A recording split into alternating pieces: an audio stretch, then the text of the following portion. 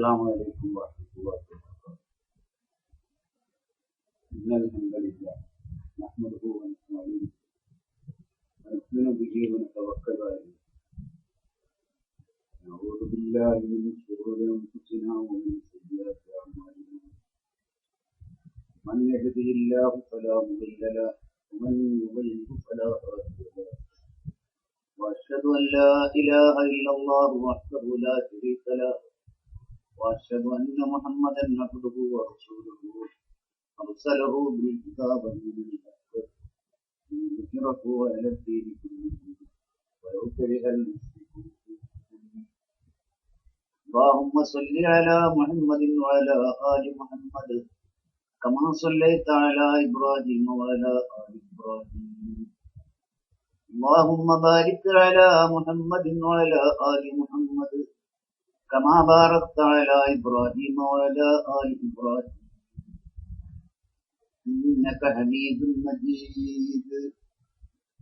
أما بعد فإن خير الكلام كلام الله وخير الهدي هدي محمد صلى الله عليه وسلم وشر الأمور محدثاتها وكل محدثة بدعة وكل بدعة ضلالة وفي رواية وكل ضلالة في النار. يا أيها الذين آمنوا اتقوا الله حق تقاته ولا تموتن إلا وأنتم مسلمون. أعوذ بالله من الشيطان الرجيم. بسم الله الرحمن الرحيم. المال والبنون زينة الحياة الدنيا والباقيات الصالحات خير عند ربك ثوابا وخير അമലാ. ആദരണീയരായ സഹോദരന്മാരെ, സഹോദരികളെ, ഇന്ന് നാം ഇവിടെ ചർച്ച ചെയ്യുന്ന വിഷയം സന്താന പരിപാലനം എന്നത്. ആമുഖം നീട്ടി പറയാതെ വിഷയത്തിലേക്ക് തന്നെ കിടക്കുകയാണ്. സന്താനങ്ങൾ എന്നത് അല്ലാഹു നമുക്ക് ദുനിയാവിൽ നൽകുന്ന ഒരു സഹായവും അലങ്കാരവും അതേ അവസരത്തിൽ അള്ളാഹുവിന്റെ പരീക്ഷണവും കൂടി. സൂറത്തുൽ കഹ്ഫിലെ 46-ാം വചനമാണ് ഞാൻ നിങ്ങളെ ഓതി കേൾപ്പിച്ചത്. അതിൽ അള്ളാഹു അരുളിയത് അൽ മാലു വൽ ബനൂന, സമ്പത്തും സന്താനങ്ങളും, ജീനത്തുൽ ഹയാത്തി ദുനിയ, ഐഹിക ജീവിതത്തിന്റെ ഒരു അലങ്കാരമാണ്. الباقيات الصالحات خير عند ربك ثوابا وخير أملا. والباقيات الصالحات, നിലനിൽക്കുന്ന സൽക്കർമ്മങ്ങൾ, ഖൈറുൻ ഇൻദ റബ്ബിക ഥവാബൻ, പ്രതിഫലത്താൽ നിന്റെ റബ്ബിന്റെ അടുക്കൽ ഏറ്റവും ഉത്തമമാണ്. അഥവാ ഏറ്റവും ഉത്തമമായ പ്രതിഫലമാണ് സൽക്കർമ്മങ്ങൾക്ക് അല്ലാഹു നൽകുന്നത്. അതായത് സന്താനങ്ങൾ ഉണ്ടായി എന്ന് വെച്ചിട്ട് അതൊരു സൽക്കർമ്മമായിട്ട് അല്ലാഹു രേഖപ്പെടുത്തൂല എന്നർത്ഥം. ഖൈറുൻ അമല, ഏറ്റവും നല്ല പ്രതീക്ഷ നൽകുന്നതുമാണ് സൽക്കർമ്മങ്ങൾ. അള്ളാഹുവിന്റെ കോടതിയിലെത്തുമ്പോൾ സൽക്കർമ്മകാരികൾക്ക് അള്ളാഹു ഏറ്റവും നല്ല പ്രതിഫലം നൽകും. ഈ വചനത്തിലൂടെ അള്ളാഹു നൽകുന്നത് ദുനിയാവില് സമ്പത്ത് എന്നതും സന്താനങ്ങൾ എന്നതും ദുനിയാവിന്റെ ഒരു അഴകാണ്. അള്ളാഹു മനുഷ്യവർഗത്തിന് നൽകുന്ന ഒരു സഹായവും അലങ്കാരവും ഒക്കെയാണ്. അതേ അവസരത്തില് സമ്പത്ത് എന്നുള്ളത് ഒരു പരീക്ഷണവും കൂടിയാണ്. അതല്ല, സന്താനങ്ങൾ എന്നത് സമ്പത്തിനെ പോലെ തന്നെ സന്താനങ്ങൾ ഒരു പരീക്ഷണമാണ്. പരീക്ഷണം എന്നുള്ളത് നമുക്ക് തന്നെ ചിന്തിച്ചാൽ അറിയാം. ഇപ്പൊ 10 മക്കളുണ്ടായിട്ട് ദുരിതം പുലർന്ന ഒരുപാട് മാതാപിതാക്കളുണ്ട്, സംരക്ഷണം ലഭിക്കാതെ. അതേ അവസരത്തിൽ ഒരൊറ്റ മകനുണ്ടായിട്ട് നല്ല സുഖജീവിതം നയിക്കുന്ന മാതാപിതാക്കളുണ്ട്. അതാണ് ഞാൻ പരീക്ഷണം എന്ന് പറഞ്ഞത്. അതേ അവസരത്തില് 10 മക്കളെ കൊണ്ട് സുഖം അനുഭവിക്കുന്നവരും ഒരു മകനെ കൊണ്ട് നരകയാതന അനുഭവിക്കുന്നവരും സമൂഹത്തിലുണ്ട് എന്നതൊരു വസ്തുത. അപ്പൊ ഈ നിലക്ക് സന്താനങ്ങളെ പരീക്ഷണം എന്ന് പറഞ്ഞാൽ അതാ വിശുദ്ധ ഖുർആൻ നമ്മോട് കൽപ്പിച്ചത്. വഅലമു, നിങ്ങളൊരു കാര്യം മനസ്സിലാക്കണം, ഇന്നമാ അംവാലുക്കും വഔലാദുക്കും ഫിത്നത്തുൻ, നിങ്ങളുടെ സമ്പത്തുക്കളും സന്താനങ്ങളും ഒരു പരീക്ഷണം മാത്രമാണ്. അപ്പൊ ഇതാണ് അള്ളാഹു പറഞ്ഞത്. അപ്പൊ സന്താനങ്ങള് ഒരു പരീക്ഷണമാണ്. ഈ സന്താനങ്ങൾ ശത്രുക്കളായിരുന്നാൽ പോലും അവരോട് നല്ല നിലക്ക് പെരുമാറണം എന്നതാണ് ഇസ്ലാം കൽപ്പിക്കുന്നത്. പ്രവാചകന്മാരുടെയും സത്യവിശ്വാസികളുടെയും സൽക്കർമ്മകാരികളായ മുൻഗാമികളായ ആളുകളുടെയും ഒക്കെ ചര്യ അപ്രകാരം. സന്താനങ്ങൾ ശത്രുക്കളായിരുന്നാൽ പോലും അവരോട് കയർത്ത് സംസാരിക്കരുത്, അവരോട് വിട്ടുവീഴ്ചാ മനോഭാവം കാണിക്കണം എന്ന ഖുർആന്റെ കൽപ്പന. അതിന്റെ കാരണമുണ്ട്. എന്താന്ന് വെച്ചാൽ രക്തബന്ധങ്ങൾ തമ്മിൽ തെറ്റിക്കഴിഞ്ഞാൽ പിന്നെ അത് നന്നാകുക എന്നുള്ളത് വളരെ അപൂർവമായിട്ടാണ്. അത് പ്രകൃതി അങ്ങനെയാണ്. അപ്പൊ ആ നിലക്ക് നമ്മുടെ സന്താനങ്ങളിൽ വഴിവെച്ചു പോകുന്ന സന്താനങ്ങളായിരുന്നാൽ പോലും ശരി, അവരോട് നല്ല നിലയിൽ വർത്തിക്കാനാണ് വിശുദ്ധ ഖുർആൻ കൽപ്പിക്കുന്നത്. അപ്പൊ നമ്മളൊക്കെ മനസ്സിലാക്കിയ ചരിത്രമാണ് നൂഹ് അലൈഹി ഇസ്ലാമിന്റെ ചരിത്രം. അദ്ദേഹത്തിന്റെ മകൻ വിശ്വാസിയായിരുന്നില്ല. സൂറത്ത് ഹൂദ് 42-ാം വചനത്തിൽ അക്കാര്യം അള്ളാഹു നമുക്ക് വിശദീകരിച്ചു തരുന്നുണ്ട്. നൂഹ് അലൈഹി ഇസ്ലാമിന്റെ കാലത്ത് വലിയൊരു വമ്പിച്ച വെള്ളപ്പൊക്കം അള്ളാഹു ശിക്ഷയായിട്ട് ഇറക്കുകയും ആ വെള്ളപ്പൊക്കത്തില് മുങ്ങിയും താഴ്ന്നും കൊണ്ടിരിക്കുന്ന മകനെ ആ പിതാവ് അഭിസംബോധന ചെയ്ത രീതി വിശുദ്ധ ഖുർആൻ നമുക്ക് വിശദീകരിച്ചു തരാണ്. എന്നിട്ട് കേരിക്കടാന്നല്ല പറയുന്നത്. നൂഹ് അലൈഹി ഇസ്ലാം തന്റെ മകനെ ഉപദേശിക്കുന്ന ആ സന്ദർഭത്തില് വെള്ളപ്പൊക്കത്തില് മുങ്ങിയും താഴ്ന്നും പൊങ്ങിയും കൊണ്ടിരിക്കുന്ന മകനെ വിളിച്ചിട്ട് നൂഹ് അലൈഹി ഇസ്ലാം പറയാണ്, പർവ്വതങ്ങൾ പോലെയുള്ള തിരമാലകൾക്കിടയില് ആ കപ്പൽ സഞ്ചരിച്ചു കൊണ്ടിരിക്കുകയാണ്.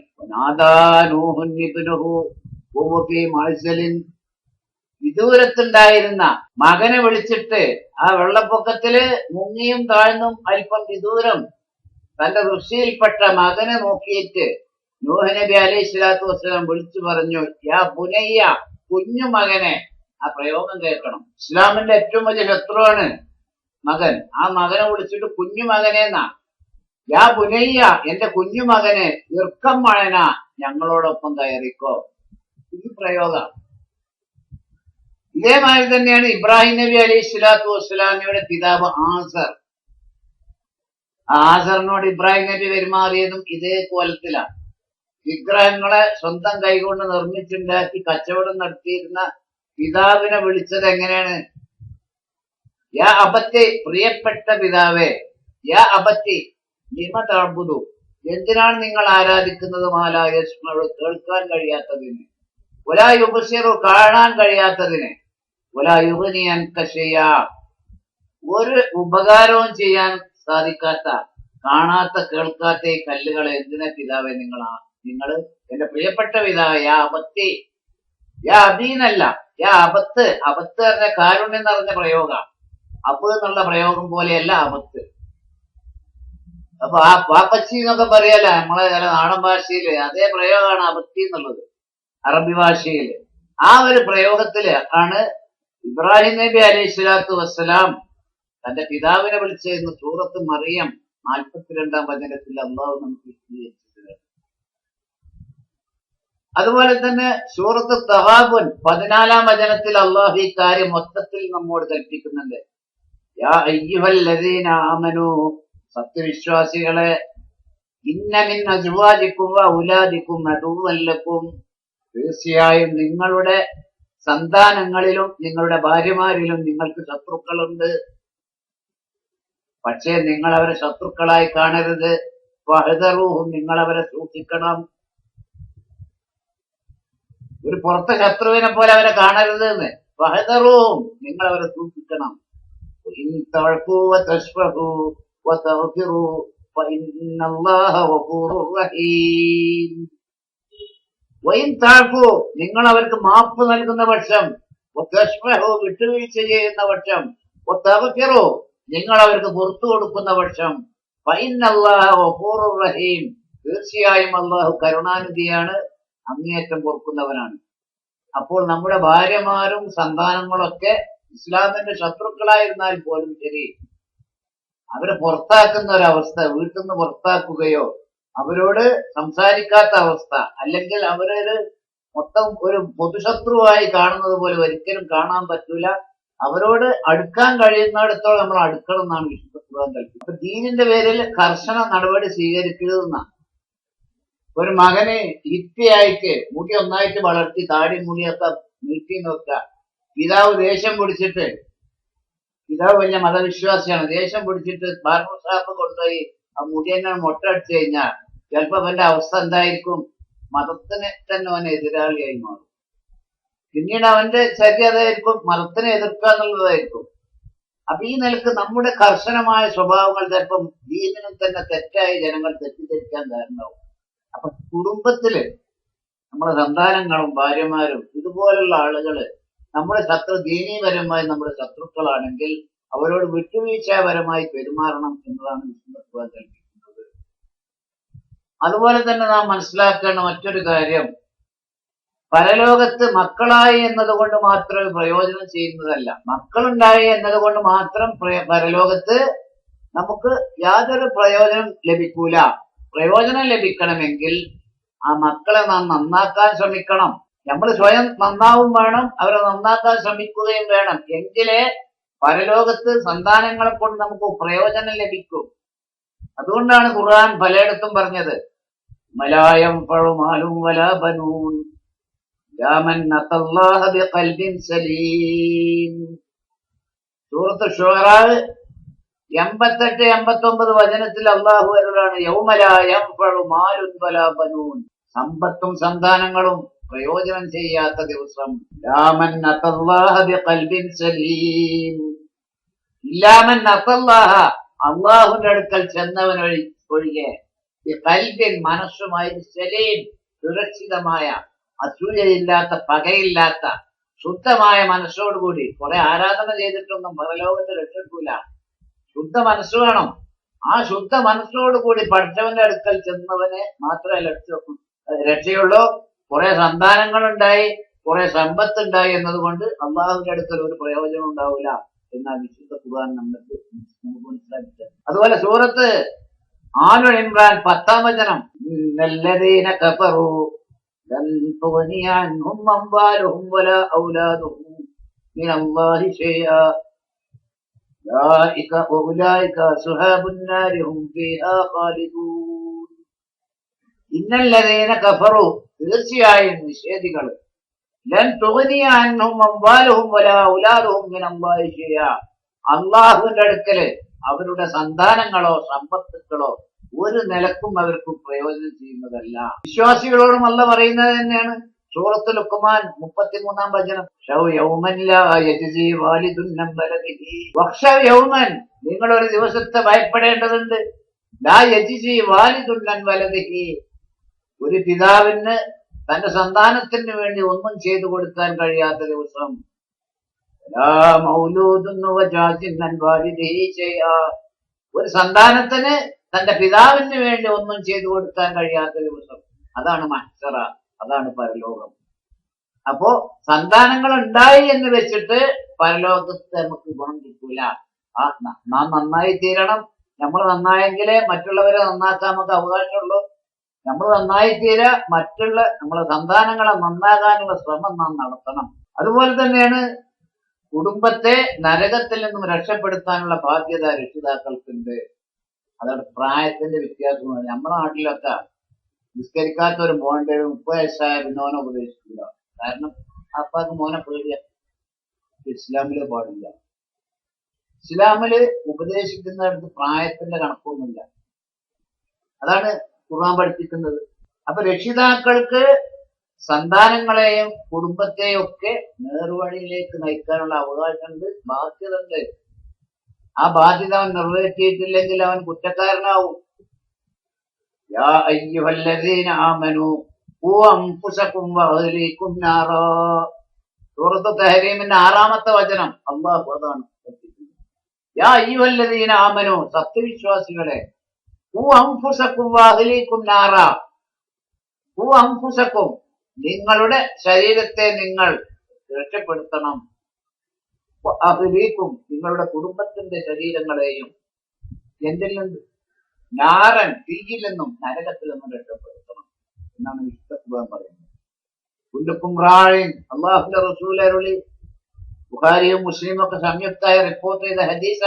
കുല്ലുക്കും റാഇൻ, നിങ്ങളിൽ ഓരോരുത്തരും ഭരണാധികാരികളാണ്. കുല്ലുക്കും മസ്ഊലുൻ അൻ റഇയതിഹി, നിങ്ങളിൽ ഓരോരുത്തരും തന്റെ പ്രജകളെ കുറിച്ച് ചോദിക്കപ്പെടുന്നവരാണ്. പടച്ചവന്റെ മുന്നിൽ നമ്മുടെ സംരക്ഷണത്തിൽ ജീവിക്കുന്ന ഓരോരുത്തരെ കുറിച്ചും പടച്ചവൻ നമ്മോട് ചോദിക്കും എന്നാണ് അള്ളാഹുന്റെ റസൂല് നമുക്ക് പഠിപ്പിച്ചു തരുന്നത്.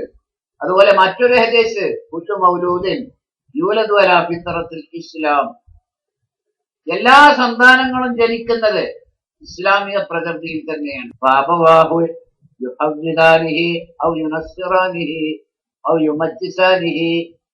ഫഅബവാഹു അവന്റെ മാതാപിതാക്കളാണ്, യുഹവ്വിദാനിഹി അവനെ യഹൂദിയാക്കുന്നത്, ഔ യുനസ്സിറാനിഹി അല്ലെങ്കിൽ അവനെ ക്രിസ്ത്യാനിയാക്കുന്നത്, ഔ യുമജ്ജിസാനിഹി അവനെ അഗ്നി ആരാധകനാക്കുന്നത്. അപ്പൊ അവന് എന്ന് പറഞ്ഞാൽ മറ്റുള്ള മതങ്ങളിലേക്ക് അവൻ നയിക്കുന്നത് അവന്റെ മാതാപിതാക്കളുടെ ഉത്തരവാദക്കുറവ് കൊണ്ടാണ്. നമ്മള് ദീന് യഥാർത്ഥ ഇസ്ലാമിലും തെറ്റി മറ്റു പലതിലേക്കും പോകുന്നത് എന്തുകൊണ്ടാണെന്ന് വെച്ചാൽ നമ്മുടെ മാതാപിതാക്കള് നമ്മെ സംസ്കരിക്കുന്നതില് അവര് കാണിച്ച അപാകത കൊണ്ടാണ് എന്നാണ് പ്രവാചകൻ ഈ ഹദീസിലൂടെ നമ്മെ പഠിപ്പിക്കുന്നത്. ഇതും ബുഖാരിയും മുസ്ലിമും ഒക്കെ റിപ്പോർട്ട് ചെയ്ത ഹദീസാണെന്ന് പരിശോധിച്ചാൽ നമുക്ക് മനസ്സിലാക്കാൻ കഴിയും. കുടുംബത്തെ നരകത്തിൽ നിന്ന് രക്ഷപ്പെടുത്തേണ്ട ബാധ്യത രക്ഷിതാക്കൾക്കുണ്ട്. ഞാൻ പറഞ്ഞല്ലോ, സന്താനങ്ങൾ ഏത് പ്രായത്തിലെത്തിയാലും അവരെ ഉപദേശിക്കേണ്ട ബാധ്യത ഉണ്ട്. ഇതാരും ചെയ്യാറില്ല എന്നൊരു വസ്തു. ഖുർആൻ എങ്ങനെ പഠിപ്പിക്കുന്നത്? ഇപ്പൊ ഇസ്മായിൽ നബി അലൈഹി സ്വലാത്തു വസ്സലാമിയുടെ ചരിത്രം സൂറത്ത് മറിയം 55-ാം വചനത്തിൽ അള്ളാഹു ഉദ്ധരിക്കുന്നുണ്ട്. അത് ഇപ്രകാരം: കാന യഅ്മുറു അഹ്ലഹു ബിസ്സലാത്തി വസ്സകാത്തി വകാന ഇൻദ റബ്ബിഹി മർദിയാ. വകാന യഅ്മുറു അഹ്ലഹു ബിസ്സലാത്തി വസ്സകാത്തി. ഇസ്മായിൽ അലൈഹി സ്വലാത്തു വസ്സലാം തന്റെ കുടുംബത്തെ നമസ്കാരം കൊണ്ടും സക്കാത്ത് കൊണ്ടും കൽപ്പിച്ചിരുന്നു. വകാന ഇൻദ റബ്ബിഹി മർദിയ. അദ്ദേഹം തന്റെ റബ്ബിന്റെ അടുക്കല് റബ്ബിന്റെ തൃപ്തിക്ക് പാത്രീഭൂതനായ വ്യക്തിയായിരുന്നു ഇസ്മായിൽ നബി അലൈഹി സ്വലാത്തു വസ്സലാം. അതുപോലെ അള്ളാഹുന്റെ റസൂൽ ഇബ്രാഹിം നബി അലൈഹി സ്വലാത്തു വസ്സലാം കുടുംബത്തിന് വേണ്ടി പ്രാർത്ഥിച്ചിരുന്നതായി കാണാം. ആ പ്രാർത്ഥന എങ്ങനെയാണ്?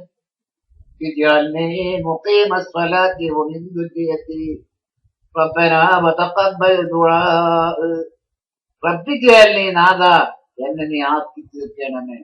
മുഖീമസ്വലാത്തി നമസ്കാരം നിലനിർത്തുന്നവര്, ഉമിൻ ദുത്തിയെത്തി എന്റെ കുടുംബത്തിനെയും സന്താനങ്ങളെയും, റബ്ബനാ വതഖബ്ബൽ ദുആ നാഥ എന്റെ പ്രാർത്ഥന നീ സ്വീകരിക്കണമേ എന്ന നിലയിൽ സൂറത്ത് ഇബ്രാഹിം 40-ാം വചനത്തിൽ ഇബ്രാഹിം നബിയുടെ പ്രാർത്ഥന നമുക്ക് ദർശിക്കാൻ കഴിയും.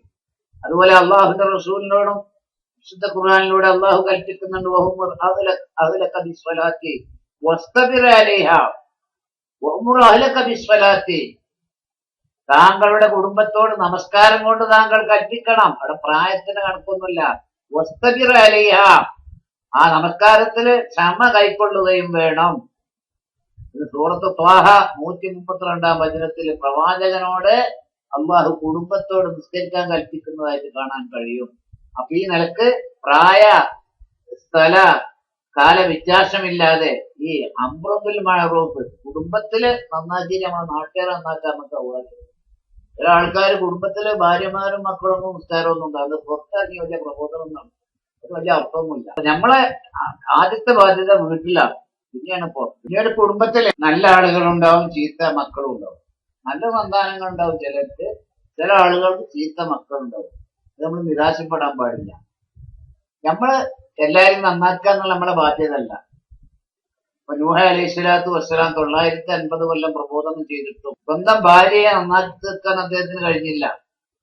വിശുദ്ധ ഖുർആനില് സത്യനിഷേധികൾക്ക് ഉപമ പറഞ്ഞത് നൂഹ അലൈഹി ഇസ്ലാമിന്റെ ഭാര്യനാണ്. സ്വന്തം മകനെ നന്നാക്കി തീർക്കാൻ കഴിഞ്ഞില്ല. മകൻ ആ വെള്ളപ്പൊക്കത്തിൽ താഴ്ന്ന് മരിക്കുകയാണ് ഉണ്ടായത്. ഒരു വിശ്വാസിയെ സംബന്ധിച്ചിടത്തോളം എത്ര ആള് നന്നായി എത്ര ആള് കേടുന്നു എന്നുള്ളത് ഓന്റെ ബാധ്യതയിൽപ്പെട്ടല്ല, അത് അള്ളാന്റെ അടുത്താണ്. നമ്മളെ ബാധ്യത നമ്മളോട് പറഞ്ഞ കാര്യം പ്രബോധനം നടത്തണം. അത് ആൾക്കാർ നന്നായാലും വേണ്ടില്ല, നന്നായില്ലെങ്കിലും വേണ്ടില്ല. ആ പ്രബോധനം നടത്തുന്ന ആദ്യം നമ്മുടെ വിശ്വാസമാണ്. ശിർക്ക്, കുഫ്ർ, വിദേഹത്വപരമായ കാര്യത്തിൽ നിന്ന് രക്ഷിക്കുക. അതാണ് ആദ്യം നമ്മൾ ചെയ്യേണ്ടത്. പിന്നെ നമ്മൾ കർമ്മങ്ങളിലേക്ക് എടുക്കണം. അതിൽ ഏറ്റവും നമ്മൾ പ്രബോധന രംഗത്ത് മനസ്സിനാണ് പ്രാധാന്യം കൊടുക്കുന്നത്, മാനസിക ശുദ്ധി. അതില്ലാതെ ഒരു പ്രവർത്തനം ചെയ്തിട്ടും കാര്യമില്ല. അപ്പൊ അതാണ്. അപ്പൊ ഈ നിലക്ക് ഈ സന്താനങ്ങളെ നമ്മൾ നന്നാക്കുമ്പോൾ ചിലര് എനിക്ക് എന്റെ ജീവിതത്തിൽ എന്റെ ഗുരുനാഥൻ, നാളെ ഞാൻ പറയണില്ല, മറുപും അദ്ദേഹത്തിന്റെ മക്കള് അധികം നിരീശ്വരവാദികളാണ്. എന്റെ ഗുരുനാഥനാ. കേരളത്തിലും അറബ് നാട്ടിലൊക്കെ അറിയപ്പെടുന്ന വലിയ പണ്ഡിതനാണ്. പക്ഷെ മക്കൾ മുഴുവൻ ഒരാളെ വെച്ച് മറ്റുള്ള മക്കളൊക്കെ യുക്തിവാദികളും നിരീശ്വരവാദികളാണ്. ആൺകുട്ടികളും പെൺകുട്ടികളും നല്ലവരാണ്. ഈ ഒരവസ്ഥ. അപ്പൊ അത് ഹിദായത്ത് കൊടുക്കുന്നവൻ അള്ളാഹുവാണ്.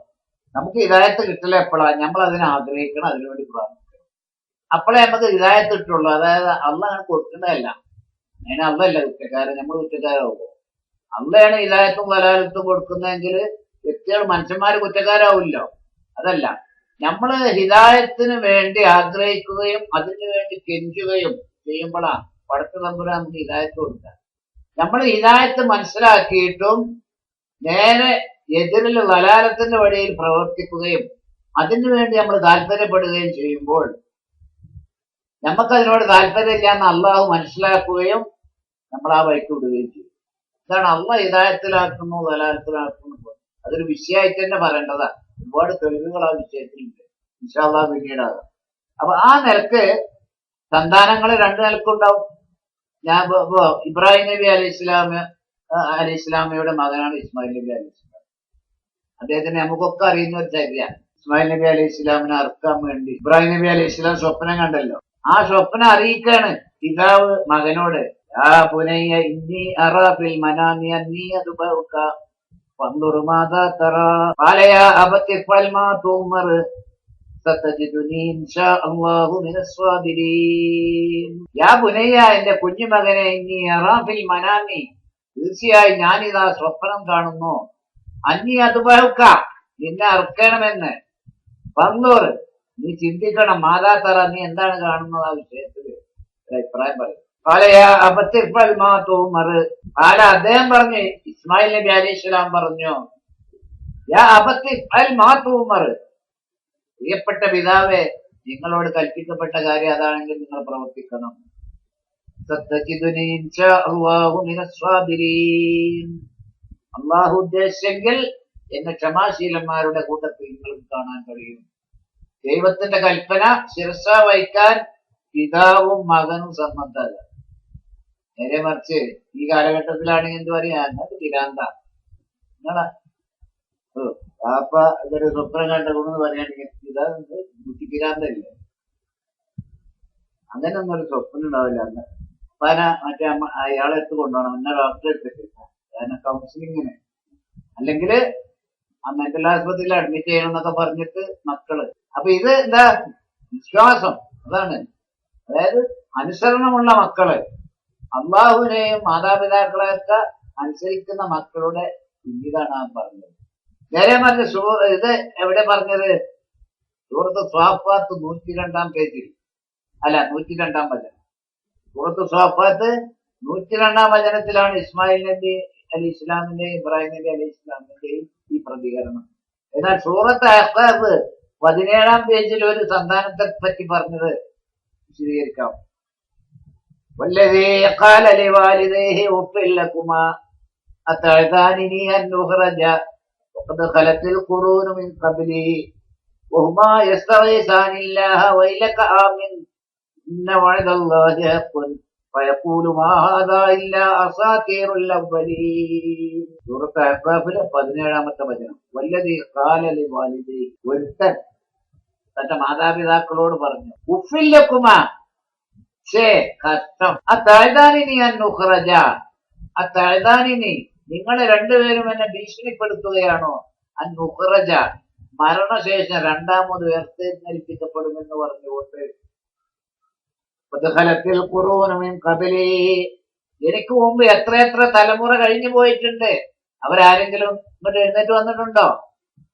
നിങ്ങൾ ഈ പറയുന്നത് പിരാന്താണെന്ന് അർത്ഥം. ഒരു മകൻ മാതാപിതാക്കളോട് പറയാം, ആ രണ്ട് മാതാപിതാക്കള് അള്ളാഹുവിനോട് ഇസ്തിഗാസ, സഹായം തേടാണ്. സഹായം തേടിക്കൊണ്ട് അവർ പറയുന്നു, വൈലക്ക, മകനെ, നിനക്ക് നാശമാണ് വരാൻ പോകുന്നത്. ആമിൻ, നീ വിശ്വസിച്ച്, ഇന്ന വഅദല്ലാഹി ഹഖ്ഖുൻ, തീർച്ചയായും രണ്ടാമത് ഉയർത്തെഴുന്നേൽപ്പിട്ടുണ്ട് എന്ന് പറഞ്ഞ അള്ളാഹു ശുദ്ധ ഖുർആനിലൂടെയും പ്രവാചക ചര്യയിലൂടെയും പറഞ്ഞ കാര്യങ്ങള് 100% സത്യസന്ധമാണ്, അത് സത്യമാണ് എന്ന് നീ വിശ്വസിക്കണം. പയപ്പോലും അപ്പോഴും അവൻ പറയുന്നു, മാതാ ഇല്ലാ അസാത്തീറുൽ അവ്വലീൻ. നിങ്ങളീ പറയുന്ന കാര്യം പൂർവികരുടെ കെട്ടുകഥകളിൽപ്പെട്ടതാണ്. ഇത് കെട്ടുകഥയല്ലാതെ മറ്റൊന്നുമല്ല. അങ്ങനെ ഒരു ജീവിതം രണ്ടാമതില്ല.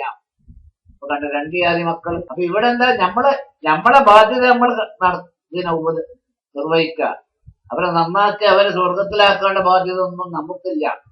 അതാണ് ഖുർആൻ പഠിപ്പിക്കുന്നത്. അതുപോലെ തന്നെയാണ് സന്താനങ്ങളെയും ചെറിയ കുഞ്ഞുങ്ങളെയൊക്കെ സ്നേഹിക്കൽ ദീനിന്റെ ഒരു ഭാഗം. ആൾക്കാര് മക്കളെ എത്തിക്കണം പറഞ്ഞാണ് മുഖം കർപ്പിച്ചിട്ട് അങ്ങനത്തോലുണ്ട്. സമൂഹത്തിൽ പല ജാതി വട്ടക്കൂറുണ്ടാവും, ഈ വളരെ ധാർമ്മ സ്വഭാവമുള്ള ആൾക്കാര്, ഈ മൂർഖമാമന്റെ അരി ചീറ്റുന്ന ആൾക്കാരുണ്ടാവും, ഒരു പ്രതികരണം ഇല്ലാത്ത ആൾക്കാർ വട്ടക്കൂറ്. അദ്ദേഹം പറഞ്ഞു ഇതേമാതിരി ഒരു എന്ത് തെറ്റ് ചെയ്താലും അതിനെ ഒന്നും എതിർക്കാതെ എല്ലാവർക്കും അമ്മായിയായി നിൽക്കുന്ന ആൾക്കാർ. ഇസ്ലാമിന് ഓരോ രംഗത്തും ഓരോ നിലവാരമുണ്ട്, അതനുസരിച്ച് നമുക്ക് പെരുമാറാൻ പറ്റും. അപ്പൊ ചെറിയ കുഞ്ഞുങ്ങളെ സ്നേഹിക്കുക എന്നുള്ള ഇസ്ലാമിന്റെ ഒരു ഭാഗം തന്നെയാണ്. അള്ളാഹുവിന്റെ റസൂലൊരുക്ക മദീന മിമ്പറിൽ വെച്ചിട്ട് ഉപ്പ നിർവഹിച്ചുകൊണ്ടിരിക്കുക. തുർമുദി, അബൂദാവൂദ്, നസായിക്ക് ഉദ്ധരിച്ചൊരു ഹദീസാണ്.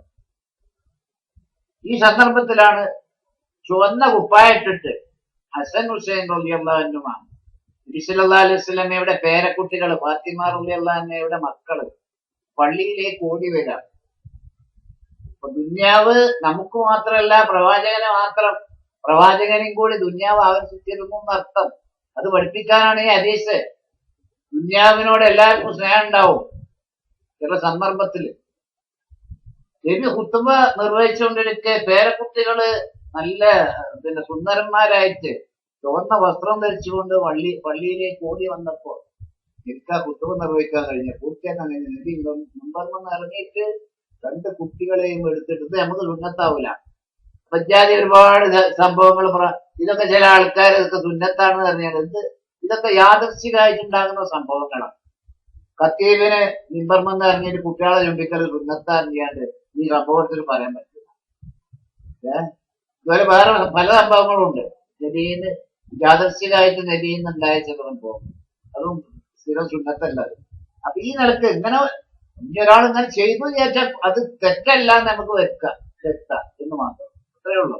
അപ്പൊ ഈ നിലക്ക് ആ 2 കുട്ടികളെ 2 കയ്യിലും എടുത്ത് പൊന്തിച്ച് ഉമ്മ വെച്ചതിന് ശേഷം അവിടെ വെച്ചിട്ട് റസൂലുള്ള വീണ്ടും മിമ്പറിൽ കയറിയിട്ട് സദഖല്ലാഹ് ഇന്നമാ അംവാലുക്കും വഔലാദുക്കും ഫിത്ന, സദഖല്ലാഹ്, അള്ളാഹു പറഞ്ഞ സത്യം തന്നെയാണ്. ഈ ആയത്ത ഓതി അള്ളാഹു പറഞ്ഞ സത്യാണ്. എന്താണ് സത്യം? ഇന്നമാ അംവാലുക്കും വഔലാദുക്കും ഫിത്നത്തുൻ, തീർച്ചയായും നിങ്ങളുടെ സന്താനങ്ങളും സമ്പത്തുക്കളും നിങ്ങൾക്കൊരു പരീക്ഷണം മാത്രമാണ് എന്ന് വിശുദ്ധ ഖുർആനിലൂടെ അള്ളാഹു പറഞ്ഞത് സത്യമാകുന്നു എന്ന് പറഞ്ഞാൽ കുത്തുവ പൂർത്തീകരിക്കാൻ ചെയ്തത്.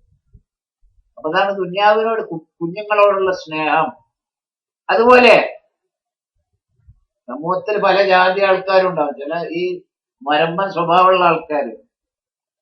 അറാബി ആയിഷ റളിയല്ലാഹു അൻഹ പറയാണ്, ഇമാം ബുഖാരി മുസ്ലിം ഒക്കെ റിപ്പോർട്ട് ചെയ്ത ഹദീസാ, ഒരു ഗ്രാമീണനായ അറബി വന്ന് ഇല റസൂലില്ലാഹി സ്വല്ലല്ലാഹു അലൈഹി വസല്ലം, പ്രവാചകന്റെ അടുക്കൽ വന്നിട്ട് വഖാല, അദ്ദേഹം പറയാണ്, തുഖദ്ദിലൂന സുബിയാന ഫമാ നുഖദ്ദിലുഹും, നബിയെ നിങ്ങൾ കുട്ടികളെ ചുംബിക്കാറുണ്ടോ? ഞങ്ങൾ ആരോ ചെയ്യാറില്ല. വഖാല സല്ലല്ലാഹു അലൈഹി വസല്ലം, അത് വേറെ വന്നിട്ടുണ്ട്, നബി ഒരു അറാബിന്റെ കുട്ടീനെ ചുംബിച്ചപ്പോഴാണ് ഇത് പറഞ്ഞത്, വേറെ റിപ്പോർട്ടിൽ വന്നിട്ടുണ്ട്. ഏതായിരുന്നാലും ഈ അറാബി നബിനോട് പറയാണ്, നബി നിങ്ങൾ കുട്ടികളെ ചുംബിക്കുന്നതിന് ഞങ്ങളാരും ചുംബിക്കാറില്ല.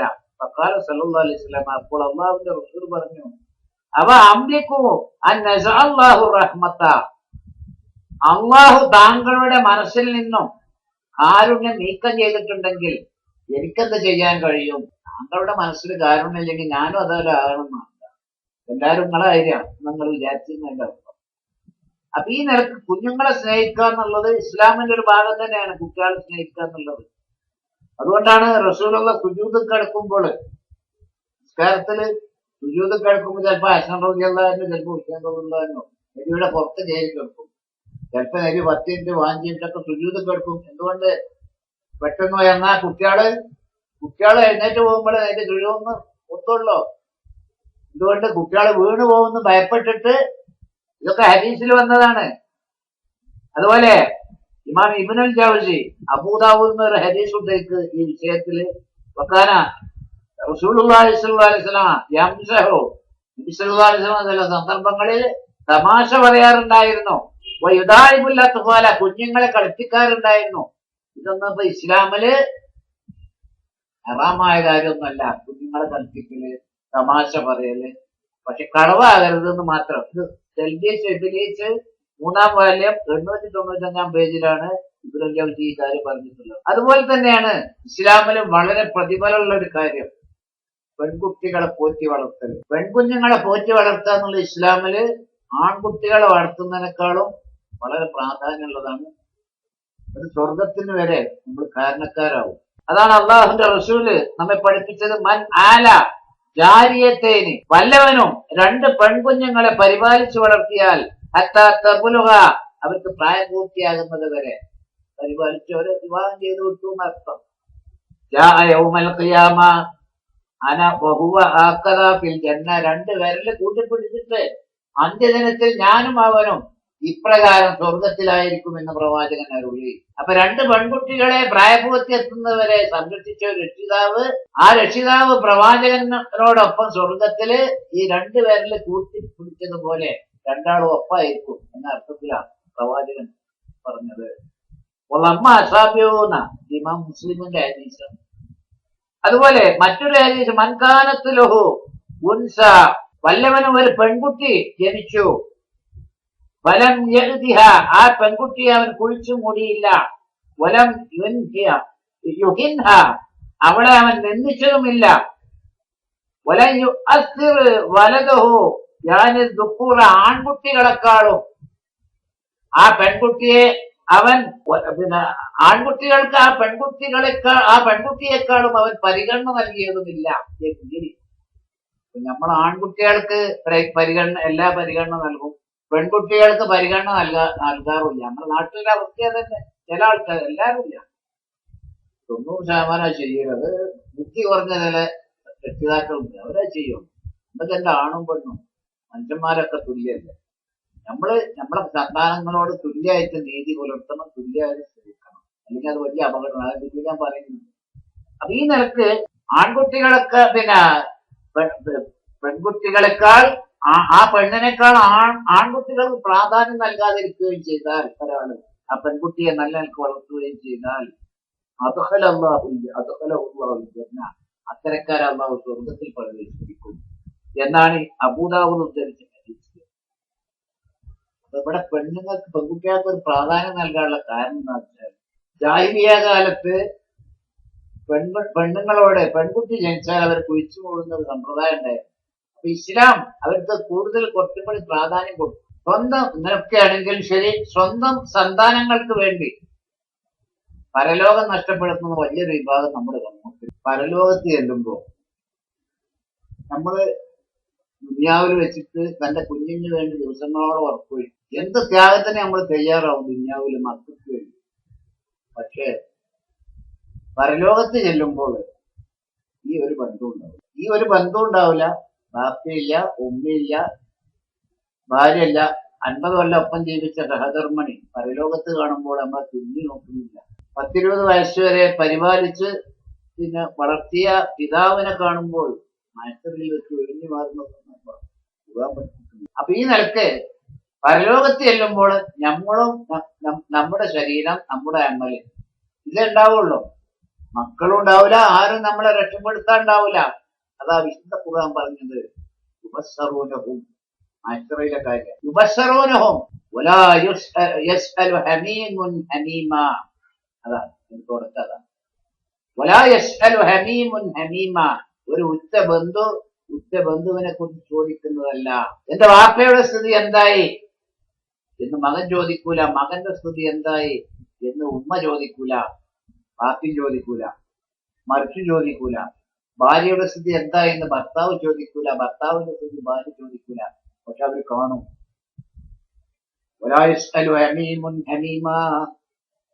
ഉറ്റ ബന്ധുവിനെ കുറിച്ച് ചോദിക്കപ്പെടുന്നതല്ല. വസ്സറൂനഹും അവർ പരസ്പരം കാണിക്കപ്പെടും. ഈ കാണിക്കപ്പെടുമ്പോൾ യവദ്ദുൽ മുജ്രിമു പാപിയായ ഒരു മനുഷ്യൻ കൊതിച്ചു പോകും.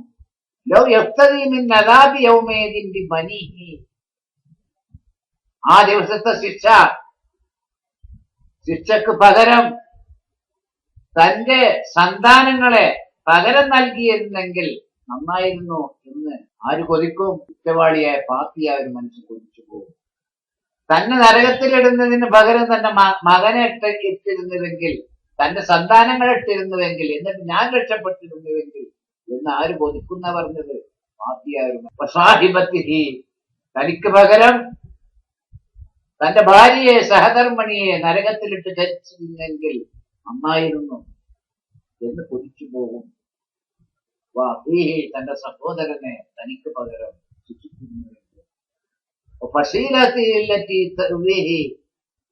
തനിക്ക് അഭയം നൽകിയ തന്റെ ബന്ധുവിനെ തനിക്ക് പകരം അള്ളാഹു നരകത്തിലിട്ട് കരിച്ചു കളഞ്ഞിരുന്നുവെങ്കിൽ എത്ര നന്നായിരുന്നു എന്ന് കൊതിച്ചു പോകും.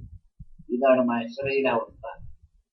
ഇങ്ങനത്തെ ആളുകൾക്ക് വേണ്ടി നമ്മൾ പരലോകം കളയണ്ടെന്ന അതിന്റെ അർത്ഥം. മക്കൾക്ക് വേണ്ടി നമ്മുടെ ആഖിറത്ത് നഷ്ടപ്പെടുത്തരുത്. മക്കളെ നാം സംരക്ഷിക്കണം, സ്നേഹിക്കണം, ഒക്കെ വേണം.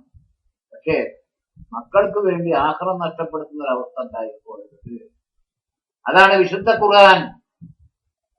ഇത് സൂറത്ത് മാരിജ് 11 മുതൽ 14 വരെയുള്ള വചനങ്ങളാണ് ഞാൻ ഓതി കേൾപ്പിച്ചത്. ഒരു ഉച്ച ബന്ധു മറ്റൊരു ബന്ധുവിനെ കുറിച്ച് ചോദിക്കുന്നതല്ല എന്ന് തുടങ്ങുന്ന ആ വചനം സൂറത്ത് മാരിജ് 11 മുതൽ 14 വരെയുള്ള വചനം. ഇത് സൂറത്തുൽ മുനാഫിഖൂന 9-ാം വചനത്തിൽ അള്ളാഹു പറയാണ്, യാ അയ്യുഹല്ലദീന ആമനൂ, സത്യവിശ്വാസികളെ, ലാ തുൽഹിക്കും അംവാലുക്കും വലാ ഔലാദുക്കും അൻ ദിക്രില്ലാഹ്, നിങ്ങളുടെ സമ്പത്തുക്കളും നിങ്ങളുടെ സന്താനങ്ങളും അള്ളാഹുവിനെ കുറിച്ച് നിങ്ങളെ അശ്രദ്ധരാക്കാതിരിക്കട്ടെ, അല്ലെങ്കിൽ നിങ്ങളെ അശ്രദ്ധരാക്കരുത്. സമ്പത്തിന്മേൽ കിടന്ന് സന്താനങ്ങളുടെ കാര്യത്തിൽ കെട്ടിപ്പണഞ്ഞ് നിങ്ങൾ പരലോകം നഷ്ടപ്പെടുത്തരുത് എന്നാണ് അള്ളാഹു ഇവിടെ ഉപദേശിക്കുന്നത്. ഒമൻ യഫ്അൽ ദാലിക, വല്ലവരും അപ്രകാരം ചെയ്താൽ ഉലൈക ഹുമുൽ ഖാസിറൂൻ, അവർ തന്നെയാണ് നഷ്ടകാരികൾ, പരലോകം നഷ്ടപ്പെട്ട ആൾക്കാർ. അപ്പോൾ ഇവിടെ പറഞ്ഞതിന്റെ താല്പര്യം എന്താണ്? നമ്മുടെ സന്താനങ്ങൾക്ക് വേണ്ടി അല്ലെങ്കിൽ സമ്പത്തിന്റെ കാര്യത്തില് പരലോകം നഷ്ടപ്പെടുത്തരുത്. അവർക്ക് വേണ്ടി നമ്മള് പിന്നെ നിസ്കാരം ഒഴിവാക്കുക, അല്ലെങ്കിൽ അവരുടെ കാര്യത്തില് ഇടപെട്ടിട്ട് നമ്മള് നിർബന്ധമായും ചെയ്യേണ്ട കാര്യങ്ങൾ ചെയ്യാതിരിക്കുക. അത് അള്ളാന്റെ കോടതിയിൽ നമ്മൾ ശിക്ഷക്ക് അർഹരാവും എന്നാണ് വിശുദ്ധ ഖുർആൻ ഈ കാര്യത്തിൽ പറയുന്നത്. അതുപോലെ തന്നെയാണ് കുട്ടികൾ നാശപ്പെടുന്ന വിഷയത്തിൽ മാതാപിതാക്കൾക്ക് വലിയ പങ്കുണ്ട്. അവർ നന്നാകുന്ന വിഷയത്തിലും വലിയ പങ്കുണ്ട്. സാധാരണ സന്താനങ്ങളെ കളവ് പഠിപ്പിക്കുന്ന മാതാക്കൾ വരെയുണ്ട്. മാതാക്കൾ എന്ന് ഇവിടെ പറയാൻ കാരണം പിതാവ് അങ്ങനെ പറയാൻ കുറവാണ്. കാരണം ചെറിയ കുട്ടികളാവുമ്പോൾ അധികം മാതാവിന്റെ സംരക്ഷണത്തിലെ കളവ് സാധാരണ. ഞാൻ ഒരു ഉദാഹരണം പറയാം. ഇപ്പോ എപ്പോഴും കടം വാങ്ങാൻ വരുന്ന ഒരു വ്യക്തി ഉണ്ടാവും. ചിലപ്പോ ചില വീട്ടിലോ അടുത്ത അയൽവീട്ടുകാരനായിരിക്കും, ചിലപ്പോ തന്നു നേരം കഴിവൊന്നും ഇല്ലാത്തൊരു വ്യക്തിയായിരിക്കും നമ്മളോട് കടം വാങ്ങാൻ വരുന്നത്. ചിലപ്പോ നമ്മള് ഒരു 10-200 രൂപ വിട്ടുവീഴ്ച ചെയ്ത് കൊടുക്കേണ്ടി വരും. ചോദിക്ക് അത് മാന്യന്മാരൊന്നും ഒരു 10-200 കൊടുത്താൽ ചോദിച്ചുകൊണ്ട് ഇങ്ങനെ പിന്നാക്കും. അപ്പൊ ആ നിലക്ക് മാതാവ് പറയാണ്, നമ്മളെ അമ്മ വന്നാല് നീ എന്ത് പറയണം, ഇവിടെ ആരില്ലാന്ന് പറഞ്ഞിട്ട്. അമ്മ ഉള്ളിലിരുന്നിട്ട് പറയാണ് മകനോട്, അമ്മ ഇല്ല അവിടെ ചോദിച്ചപ്പോ ഇവിടെ ആരില്ലാന്ന് പറഞ്ഞിട്ട്. ഇത് ഒരു ഉദാഹരണം മാത്രം. ഇതുപോലെ 100 കണക്കിന് കളവുകള് മാതാക്കൾ കുട്ടികൾക്ക് പഠിപ്പിക്കാറ്. അപ്പൊ ആ കുട്ടികൾ എന്ത് ചെയ്യും? കളവ് പഠിക്കും.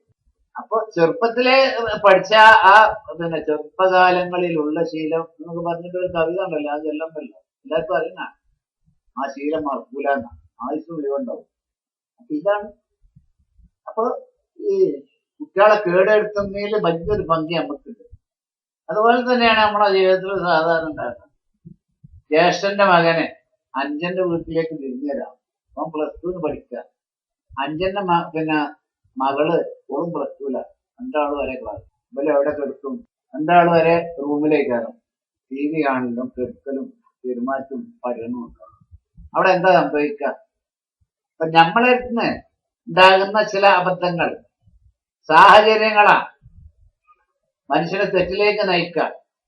ചില ആൾക്കാരൊക്കെ ഇവിടെ ഈ അടുത്ത ചില സ്ത്രീകളൊക്കെ ഈ ചാനലിലൊക്കെ ഇരുന്നിട്ട് പുരുഷന്മാരെ കണ്ടമാനം തെറി പറയുന്നു.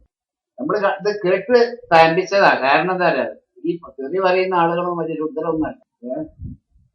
ആ തെറി പറയുന്ന അതേ സ്ത്രീകൾ തന്നെ എന്തും പറയും. 18 വയസ്സായ ആർക്കും ആരൊപ്പം പോവാം, അതും പറയും. ആ തൊള്ളോണ്ട് തന്നെ അതും പറയും. അപ്പൊ ഇവിടെ യഥാർത്ഥത്തില് സ്ത്രീകളെ തട്ടിക്കൊണ്ടുപോവുക, അതുപോലുള്ള അനാശാസ്യ പ്രവർത്തനങ്ങൾ, ഇതിൽ കാര്യമുള്ള പങ്ക് പെണ്ണുങ്ങൾക്കുണ്ട്. മനസ്സിലാക്കണം, പെണ്ണുങ്ങൾക്കുണ്ട്. ഇനി ചെറിയ കുട്ടികളെ പീഡിപ്പിക്കുക എന്നുള്ളതൊക്കെ അത് ഏതിന്റെ സംഭാവന? നമ്മളെ കള്ള്, കഞ്ചാവ്, അതുപോലെ പിന്നെ മയക്കുമരുന്ന്, അതിന്റെ സംഭാവന. അത് ഉപയോഗിക്കുന്നവരാണ് ഈ ജാതി തെറ്റുകുറ്റങ്ങൾ ചെയ്യുന്നത്. മറ്റേതുണ്ടല്ലോ, സ്ത്രീകളെ തട്ടിക്കൊണ്ടുപോവുക, അത് ആരെങ്കിലും കാണുമ്പോഴേ ബലാത്സംഗമാവുള്ളൂ, കണ്ടില്ലെങ്കിലോ നല്ല സംഭവമാണ്. ഇതാണ് അവസ്ഥ. പലപ്പോഴും എങ്ങനെയാണ്, ഒരാണും പെണ്ണും രാത്രി ബാദറാക്ക് ഒറ്റക്ക് പോയാൽ എന്താ സംഭവിക്കുക? അതാണ് ഇസ്ലാം ഇതിനൊക്കെ നിയമം വെച്ചത്. ഒരാണും പെണ്ണും കൂരിരുട്ടിന്റെ മഴവിൽ ഒറ്റക്ക് സഞ്ചരിക്കുക, ആരും ഇല്ലാത്തോട്ട് കൂടെ അവിടെ എന്ത് സംഭവിക്കും? പറഞ്ഞറിയിക്കേണ്ട ആവശ്യമില്ലല്ലോ. അപ്പത്തിനൊക്കെ നിയന്ത്രണം വേണം, എങ്കിൽ മാത്രമേ മനുഷ്യൻ നന്നാവുള്ളൂ. നന്നാകരുതെന്ന് വാശിയെടുക്കണ ഒരുപാട് ആൾക്കാർ ഇവിടെ ഉണ്ട്. അപ്പൊ ഞാൻ മതല്ല പറയുന്നത്, നമ്മുടെ സാമൂഹികമായിട്ടുള്ള ജീവിതം അങ്ങനെയാണ്. മനുഷ്യ വൈകാരിക ജീവിതം. പെണ്ണും അത് തന്നെയാണ്, ആണും അത് തന്നെയാണ്. പെണ്ണുങ്ങൾക്ക് അതൊന്നുമില്ല, ആണുങ്ങൾ മാത്രം അതിന്റെ ആൾക്കാരെ പറഞ്ഞ ആരാ തീരാന്തന്മാരാകണ്ടേ നമ്മളെ വിശ്വസിക്കണമെങ്കിൽ.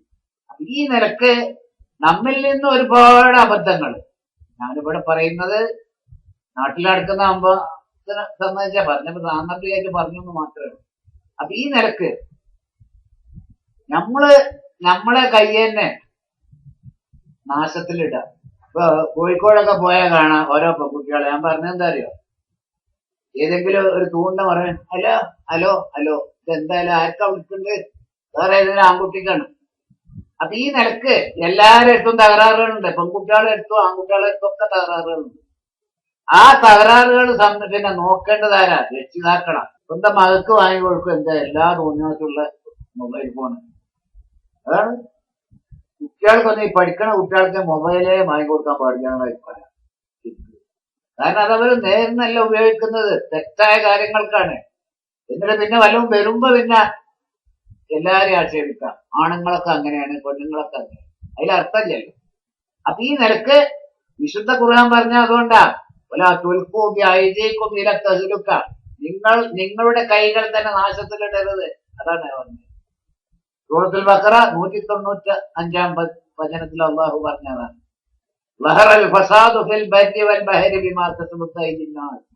സൂറത്ത് റൂം 41-ാം വചനത്തിൽ അള്ളാഹു അരുളി, കരയിലും കടലിലും ഫസാദുകൾ പൊട്ടിപ്പുറപ്പെട്ടിരിക്കുന്നു. എന്തുകൊണ്ട്? ബിമാ കസബത്ത് ഐദിന്നാസ്, ജനങ്ങളുടെ കൈകൾ പ്രവർത്തിച്ചതുകൊണ്ട്. ഇതിന്റെയൊക്കെ ആൾക്കാർ ആണും പെണ്ണായിട്ടുള്ള നമ്മളൊക്കെ തന്നെയാണ്. നമ്മൾ നിയന്ത്രിക്കണം, നമ്മളെ മക്കളെ നമ്മൾ നിയന്ത്രിക്കണം. സാഹചര്യങ്ങൾ മനുഷ്യനെ തെറ്റിലേക്ക് നയിക്കും. അതുകൊണ്ടാണ് 10 വയസ്സായ മകൻ ഉമ്മാന്റെ ഒപ്പം കെടുക്കരുതെന്ന് ഇസ്ലാം പറഞ്ഞത്. 10 വയസ്സായ ഒരു മകൻ ഉമ്മാന്റെ ഒപ്പം കിടന്നിട്ട് ഒന്നും സംഭവിക്കൂല, എല്ലാവർക്കും ഉറപ്പാണ്. പക്ഷെ റസൂൽ പറഞ്ഞു പരിചൂഹ്മനിൽ മലാജി, 10 വയസ്സായാല് ഉമ്മാന്റെ കിടപ്പിടത്തിൽ നിന്ന് അവനെ മാറ്റി കിടത്തണം എന്ന് പറഞ്ഞു. ഒന്നും സംഭവിച്ചിട്ടല്ല, അത് കാവൽ. അതുകൊണ്ട് തന്നെയാണ് ഉമർ ഇബ്നുൽ ഖത്താബ് റളിയല്ലാഹു അൻഹുവിന്റെ ഭരണകാലത്ത് ഒരു കൂരിട്ടുള്ള രാത്രിയിൽ ഖലീഫ ഉമർ റളിയല്ലാഹു അൻഹു മദീന തെരുവീതിയിലൂടെ ഇങ്ങനെ നടന്നുകൊണ്ടിരിക്കുന്ന സന്ദർഭത്തിൽ ഒരു ടെറസിന്റെ മുകളിൽ ഒരു പാട്ട് കേൾക്കുക. ഒരു പെണ്ണ്, ഒരു യുവതിയുടെ പാട്ട്. എന്താണ് ആ പാട്ട്? طال هذا الليل واسود جانبه وأرقني أن لا خليل ألاعبه فوالله لولا الله تخشى عواقبه لحرق هذا شريرا جوانبه لقد طال هذا الليل واسود جانبه. തീർച്ചയായും ഈ രാവ് വളരെ ദീർഘിച്ചു പോയിരിക്കുന്നു, അതിന്റെ പാർശ്വഭാഗങ്ങൾ കറുത്തിരുണ്ടിരിക്കുന്നു. കൂരിട്ടുള്ള രാത്രിയാണെന്ന് അർത്ഥം. ഫറഖനി അല്ലാ ഖലീലാ ഉലാഇബുഹു. എന്നെ കളിപ്പിക്കാൻ ഒരു തോഴനില്ലാത്തതിനാൽ എന്റെ ഉറക്കം നഷ്ടപ്പെടുത്തിയിരിക്കുന്നു. فوالله لولا الله تخشى عواقبه لحرك هذا السرير جوانبه. അല്ലാഹുവിനെ തന്നെയാണ് സത്യം, അവന്റെ ശിക്ഷയെ ഞാൻ ഭയപ്പെട്ടിട്ടില്ല എന്നുവെങ്കിൽ ഈ കട്ടിലിന്റെ പാർശ്വഭാഗങ്ങളെ ഞാൻ ചലിപ്പിക്കുമായിരുന്നു എന്ന് പറഞ്ഞാൽ, അള്ളാഹുവിന്റെ ശിക്ഷ ഭയപ്പെട്ടിട്ടില്ല എന്നുവെങ്കിൽ ഞാൻ വല്ലവരെയും വിളിച്ച് എന്റെ ഇംഗിതം പൂർത്തിയാക്കുമായിരുന്നു. ഒരു സ്ത്രീയുടെ പാട്ടാണ്. ഉമറുള്ളാഹിനത് കേട്ടോണ്ട് ആ വീട് ഒന്ന് മനസ്സിലാക്കിയ സ്ഥലം വിട്ടു. രാവിലെ അന്വേഷിച്ചപ്പോൾ മനസ്സിലായി അതൊരു യുദ്ധമുന്നണിക്ക് പോയ ഒരു യോദ്ധാവിന്റെ ഭാര്യയാണ്. ഉടനെ അദ്ദേഹം പിന്നെ സർക്കുലർ ഇറക്കി യുദ്ധ മുന്നണിയിലേക്ക് 4 മാസം വീട് വിട്ടുപോയ പിന്നെ യുവാക്കളൊക്കെ മടങ്ങി വരണം എന്ന് പറഞ്ഞു. അതും ഖലീഫ സംശയം തീർത്ത് തന്നെ മകളോടാ. ഒരു പെണ്ണിന് ഭർത്താവില്ലാതെ എത്ര കാലം ജീവിക്കാൻ കഴിയും എന്ന് പറഞ്ഞപ്പോൾ മകൾ അച്ചാറിലുള്ളതെന്ന് പറഞ്ഞ 4 മാസം എന്ന് പറഞ്ഞപ്പോൾ 4 മാസത്തിലേറെ 4 മാസവും അതിലേറെയും വീട് വിട്ടവരൊക്കെ മടങ്ങി വന്നു എന്നൊരു ഓർഡർ ഇട്ടു. അതാ സംഭവിച്ചത്. അപ്പൊ ഈ നിലക്ക് സാഹചര്യങ്ങളാണ് മനുഷ്യനെ തെറ്റുകളിലേക്ക് നയിക്കുക. അപ്പൊ മാതാപിതാക്കൾ സന്താനങ്ങളെ നന്നാക്കി തീർക്കേണ്ട വിഷയത്തില് നമ്മൾ നമ്മുടേതായ പങ്ക് വഹിക്കണം. അവർക്ക് തെറ്റിലേക്ക് പോകാവുന്ന ഒരു സാഹചര്യം നമ്മളാൽ ഉണ്ടാക്കിയത്. അതുപോലെ തന്നെയാണ് പണത്തിന്റെ കാര്യം. സ്കൂളിൽ പോണ 4ാം തരത്തിലൊക്കെ ഉള്ള കുട്ടികളുടെ അടുത്ത് 100-ന്റെ 500-ന്റെ ഒക്കെ നോട്ട്. കാരണം പാപ്പ ഗൾഫിൽ അഷ്ടം പോലെ പൈസ അയക്കുക. അപ്പൊ ഇതിനൊന്നും ഒരു നിയന്ത്രണമില്ല. എന്നിട്ട് കുട്ടികൾ എന്താ തിന്നണ ഈ ലഹരി വസ്തു, മറ്റേ ക്യാൻസർ ഉണ്ടാകുന്ന കുറെ സാധനങ്ങളുണ്ടല്ലോ, ഇതൊക്കെ വാങ്ങി തിന്നാണ്. ഇതിനൊന്നും ഒരു നിയന്ത്രണമില്ല. ഖുർആനൊക്കെ അതിനെതിരാ. ഒരാ തുണ്ടുക്കുമില്ലെത്തി ജഅലല്ലാഹുലക്കും ഖിയാമാണ്. നിങ്ങളുടെ ജീവിതത്തിന് അടിസ്ഥാനമായ സമ്പത്ത് വിവേകമില്ലാത്തവരെ ഏൽപ്പിക്കരുത് എന്നാ. അത് എല്ലാറ്റിനും പെടും. അനന്തരാവകാശം മാത്രമല്ല, ഇങ്ങനത്തെ ഇടപാടൊക്കെ അതിൽ പെടും. ചെറിയ കുട്ടികൾക്ക് വലിയ സംഖ്യ കൊടുക്കുക, സ്കൂളിൽ പോകും, എന്നിട്ട് അവര് വേണ്ടാത്തതൊക്കെ വാങ്ങി ഭക്ഷണം കഴിക്കുക. അപ്പൊ ഇതൊക്കെ ഇസ്ലാം പിന്നെ വളരെ കൃത്യമായിട്ട് ഈ എല്ലാ വിഷയങ്ങളും കൈകാര്യം ചെയ്തിട്ടുണ്ട്. ഇതുപോലെ തന്നെയാണ് മക്കളെ തുല്യമായിട്ട് പരിഗണിക്കുക. കാരണം എല്ലാ മക്കളോടും ഒരേ രീതിയിൽ തുല്യമായിട്ടുള്ള പെരുമാറ്റം നീതിപാലനം അത് വളരെ നിർബന്ധമാണ് ഒരു കുടുംബത്തിന്റെ സംരക്ഷണത്തിന്. ഒരു വാപ്പാക്ക് 5 മക്കളുണ്ട്. 2ാമത്തെ മോൻ കുറച്ച് സമ്പന്നനാണ്. എല്ലാ പെരുമാറ്റവും എല്ലാ കൂടിയാലോചനയും ഓനോട് മാത്രം. അതിനേക്കാളും ബുദ്ധിയും തന്റെ ഉള്ള മറ്റേ മക്കളെ ഓലോട് മുട്ടില്ല. അവിടെ എന്താ ഉണ്ടാകുക? വാപ്പാനെ പറ്റി ഇത് വികാരണ 4 മക്കൾക്കുണ്ടാവും. അതിന് വഴി വെക്കരുത്. അല്ലെങ്കിൽ സമ്പത്ത് കൊടുക്കുകയാണെങ്കിൽ ഒരാൾക്കാണ് കൊടുക്കുക, വേറുള്ളവർക്കൊന്നുമില്ല. ഇസ്ലാമിൽ അങ്ങനെയൊന്നുമില്ല. ഇസ്ലാമില് പിന്നെ മാതാപിതാക്കളെ സംരക്ഷിക്കുന്നവരും സംരക്ഷിക്കാത്തവരൊക്കെ ഈ അനന്തരാവകാശ വിഷയത്തിൽ എല്ലാവർക്കും തുല്യമായിട്ടാണ്. അവിടെ വാപ്പാനെ ആരാ സംരക്ഷിച്ചു, ആരാ സംരക്ഷിക്കാതൊന്നും നോക്കാനുള്ള. പക്ഷെ ഇസ്ലാമിലെ കാത്തിലിന് അവകാശമില്ല. കൊലയാളിക്ക് വാപ്പാനെ കൊന്നവന് നമ്മുടെ ഭൗതിക ലോകത്തുണ്ട്, ഇസ്ലാമിലില്ല. വാപ്പാനെ കൊന്നവന് അവകാശമില്ല, മതപൃഷ്ഠന് അവകാശമില്ല. അല്ലാതെ വാപ്പാനെ സംരക്ഷിച്ചവന് പിന്നെ നോക്കുന്നവന് പിന്നെ സ്വത്തിന്റെ ഭൗതികമാണ് കൊടുത്തിട്ട് വേറെ ഭൗതികമാണ് 4 ആളും കൂടി ഏറ്റെടുക്കുക, അങ്ങനെയൊന്നുമില്ല. പക്ഷെ അങ്ങനൊക്കെ അനീതിയായിട്ടോ. അങ്ങനത്തെ ഒരു കവറ് കിടക്കാൻ സുഖമുണ്ടാവില്ല. മനസ്സിലാക്കണം. ഞാൻ ഒരു സംഭവം പറയാം. പ്രവാചകന്റെ കാലത്തുണ്ടായി. ഇത് 2-3 ഹദീസിന്റെ ആവശ്യം, പക്ഷെ ഒന്ന് മാത്രമേ ഉദ്ധരിക്കുക സമയത്തിന്റെ. അതിന് നൊഴ്മാനുവിന് ബഷീർ റളിയല്ലാഹു നൊഴ്മാനുവിന് ബഷീർ റളിയല്ലാഹു പറയാം, സഹാബിയാണ്. എന്റെ അബാഹു അതാബിഹി റസൂലുള്ളാഹി സ്വല്ലല്ലാഹു അലൈഹി വസല്ലം. അദ്ദേഹത്തിന്റെ ഉപ്പ അദ്ദേഹത്തെ പ്രവാചകന്റെ അടുക്കൽ കൊണ്ടുപോയി. വഖാല, എന്നിട്ട് നബിയോട് പറഞ്ഞു, ഇതിന്റെ ഹെൽത്തോ ഇബ്നി ഹാദാ ഉലാമൻ കാനലി. അള്ളാഹുവിന്റെ റസൂലെ, ഞാൻ എന്റെ ഈ മകന് അല്പം ദാനം ചെയ്തിട്ടുണ്ട്, അല്പം സ്വത്ത് നൽകിയിട്ടുണ്ട്. മറ്റുള്ള മക്കൾക്കൊന്നും കൊടുക്കാതെ ഇവന് ഞാൻ കുറച്ച് സ്വത്ത് കൊടുത്തിട്ടുണ്ട്. വഖാല റസൂലുള്ളാഹി സ്വല്ലല്ലാഹു അലൈഹി വസല്ലം. അപ്പോൾ അള്ളാഹുവിന്റെ റസൂൽ ചോദിച്ചു, അകുല്ല വലദിക നഹൽതുഹു, ഇതേ പ്രകാരം മറ്റുള്ള മക്കൾക്കും നീ കൊടുത്തിട്ടുണ്ടോ എന്ന് ചോദിച്ചു. ഫഖാല, അദ്ദേഹം പറഞ്ഞില്ല, ഇല്ല.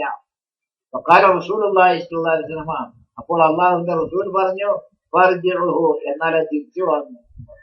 അങ്ങനെയാണ് അത് തിരിച്ചു വാങ്ങി. അപ്പൊ ഇതാണ് ഇത് നാം മുസ്ലിം ഉദ്ധരിച്ചിട്ടുണ്ട്, ബുഖാരിയൊക്കെ ഉദ്ധരിച്ചിട്ടുണ്ട്.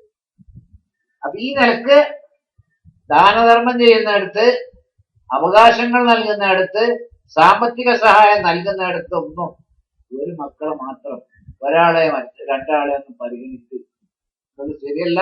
എല്ലാവർക്കും തുല്യ നീതി കൊടുക്കണം എന്നാണ് ഇസ്ലാം പറയുന്നത്. അതുപോലെ തന്നെ പേരിടുന്നിടത്ത്, ഇവിടെ നമുക്ക് സൂക്ഷ്മല്ല, മക്കൾക്ക് പേരിടുന്ന വിഷയത്തില് ഇപ്പൊ മുത്തലിബ്, അബ്ദുൽ മുത്തലിബ്. അബ്ദുൽ മുത്തലിബ് ആരെ പേരാ? മുത്തലിബ് വിഗ്രഹത്തിന്റെ പേരാ. വിഗ്രഹത്തിന്റെ അടിമ. നമ്മളെ ആൾക്കാർ വലിയ മെച്ചപ്പെട്ട പേരായിട്ടുണ്ട് അബ്ദുൽ മുത്തലിബ്. അതുപോലെ മനാഫ്. മനാഫ് ആരാ? വിഗ്രഹാണ്. അബ്ദു മനാഫ്. ഈ അബ്ദ് കൂട്ടിയതൊക്കെ വിഗ്രഹാണ്. മനാഫിന്റെ അടിമ, മറ്റേ മുത്തലിബിന്റെ അടിമ. അബ്ദുള്ള എന്ന് പറയാം, അള്ളാന്റെ അടിമ എന്ന് പേരിടാം. അബ്ദു മനാഫ്. മനാഫ് ആരെ പേരാ? വിഗ്രഹത്തിന്റെ പേരാ. ഇതുപോലെ നമ്മളെ രക്ഷിതാക്കൾക്ക് അറിയില്ല. ഇതൊക്കെ മദ്രസ അധ്യാപകർക്ക് അറിഞ്ഞ് ചിലവർ മാറ്റും. അതുപോലെ കെൽബ, ബസ്സിന്റെ പേരാ. കെൽബാന്റെ പട്ടി എന്നാ. കെൽബ് നായ, കെൽബ പട്ടി. അപ്പൊ പെണ്ണിനിട്ട് പേരായിരിക്കും അത്. ബസ്സിനധികം ഒക്കെ ഇടയിൽ മക്കളെ പേരാ കെൽബ. ജാനിയ, അര, വേശ്യ. ഫാഹിഷ, തോന്യാസി. അപ്പൊ ഈ ജാതി പേരിടണ് അള്ളാഹുവിന്റെ. പിന്നെ അടിമ എന്ന് കൂട്ടിക്കൊണ്ട് അബ്ദുറഹ്മാൻ, അബ്ദുറഹൂബ്, ഇങ്ങനത്തെ പേരുകൾ ഇടാം. ഏതായാലും പേരിടല് എന്ന് പറഞ്ഞത് ഒരേ പേരുള്ള പൂർവിക കാലത്ത് ഇപ്പുള്ളവരൊക്കെ ഉണ്ട്. ഏതായാലും അതൊരു വലിയ മാറ്റർ വിഷയമായതുകൊണ്ട് ഇൻഷാല്ലാഹ് പിന്നീട് അതൊരു വിഷയമാക്കി പറയണം എന്നാണ് ഉദ്ദേശിച്ചത്. അതുപോലെ മക്കൾക്ക്, സന്താനങ്ങൾക്ക് ഭക്ഷണ മര്യാദ പഠിപ്പിക്കണം. നമ്മൾ വീട്ടില് വിരുന്നേര് വരുമ്പോൾ ചില കുട്ടികള് കയറിയിട്ട്, നമ്മളെ വരെയുള്ള കുട്ടികളെ തന്നെ അവരെ വെറുപ്പിക്കുന്ന രീതിയിൽ എല്ലാ പാത്രത്തിലും കഴിച്ചിട്ട് അവിടെയും ഭാര്യയും ഇത് തന്നെ നമ്മളെ വിരുന്നേരനാണെങ്കിൽ വീട്ടിൽ മര്യാദ ഇല്ല എന്ന് തോന്നിപ്പോകുന്നത്. അപ്പൊ ഇതൊക്കെ സമൂഹത്തിൽ വളരെ ആവശ്യമാണ്. ഞാൻ ഒരൊറ്റ സംഭവം മാത്രം. ഉമർബിന് അബൂ സലമയുടെ ഒരു ചരിത്രം. കാരണം നബിയുടെ പറക്കാത്ത കുട്ടിയാണ്. നബിയുടെ ആദ്യ ഭാര്യയിലുള്ള ഒരു കുട്ടിയാണ്. അദ്ദേഹം പറയാം, ഉമർബിന് അബീ സലമ പറയാണ്, ഞാൻ പ്രവാചകന്റെ മടിത്തട്ടില്, സംരക്ഷണത്തില് ഒരു കുഞ്ഞായിരുന്നു.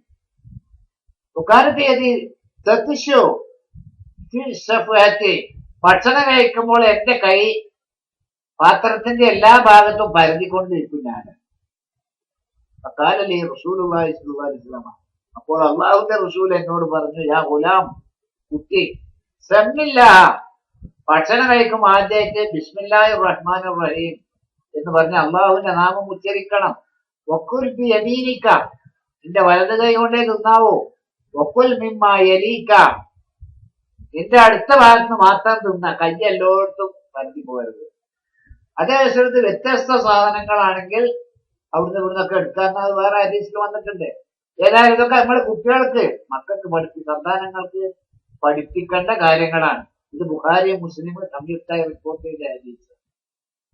അതുപോലെ ലുഖ്മാൻ അലൈഹി സ്വലാത്തു വസ്സലാം, അദ്ദേഹത്തെ സംബന്ധിച്ച് പല അഭിപ്രായമുണ്ട്. പക്ഷേ ഒരു വളരെ കുറഞ്ഞ ആളുകൾക്ക് അദ്ദേഹം പ്രവാചകനാണെന്ന അഭിപ്രായമുണ്ട്.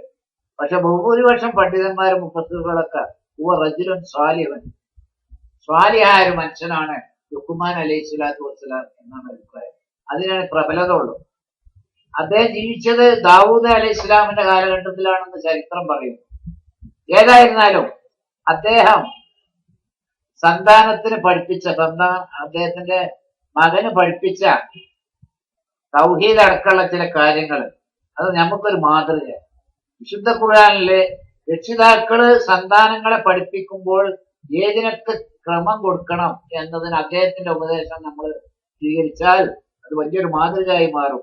ആദ്യം തൗഹീദാണ്, പിന്നീട് മാതാപിതാക്കളോടുള്ള ബാധ്യതയാണ്, പിന്നീട് പരലോക വിശ്വാസം, പിന്നീട് നമസ്കാരം, പിന്നീട് നന്മ കൽപ്പിക്കൽ, തിന്മ വിരോധിക്കൽ, അതുപോലെ ക്ഷമ അവലംബിക്കൽ, വിനയം.